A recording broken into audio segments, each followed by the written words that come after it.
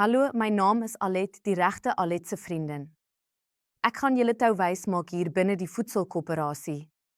Daar is sommer baie dinge wat ek julle wil vertel en is opgewonde om ons aanlyn koöperasie sommer 'n lekker kuierplek te maak.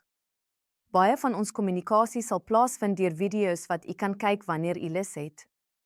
Ek gaan julle gou nuuskierig maak oor wat u alles hier sal kan doen. As u vir die eerste keer ons gemeenskap besoek, sal u in die welkom by die voedselkoöperasie blad beland.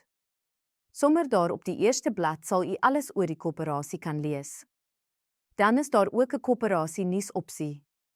Hier vind u al die nuus oor die koöperasie.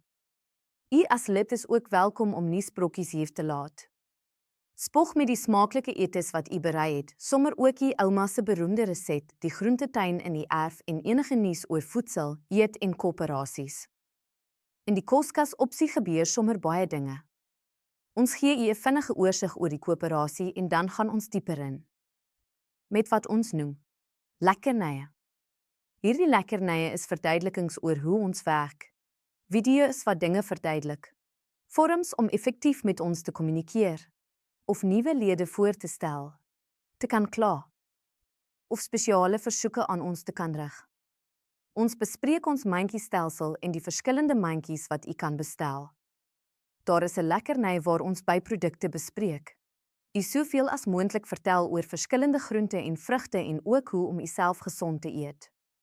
Ons gaan u ook voorstel aan plaaslike verskaffers en medelede, wie se gebak en gebottel ons ook verkoop. Dan ook baie belangrik, daar sal 'n reseptebiblioteek wees waar ons heerlike resepte met mekaar sal deel. Soos u kan sien, sommer lekker voedsame lekkernye om u voedselervaring lekker te maak. Die lede-opsie is die kuierkombuis waar u die ander lede in die koöperasie kan ontmoet. U sien hulle profielfoto's en kan dan met hulle gesels, raad vra en leer ken. Die laaste opsie is ons koöperasie dagboek. Belangrike datums soos aflewerings, vlooimarkte waaraan ons gaan deelneem, vergaderings, verjaardae of interessante gebeure sal hier gedagboek wees.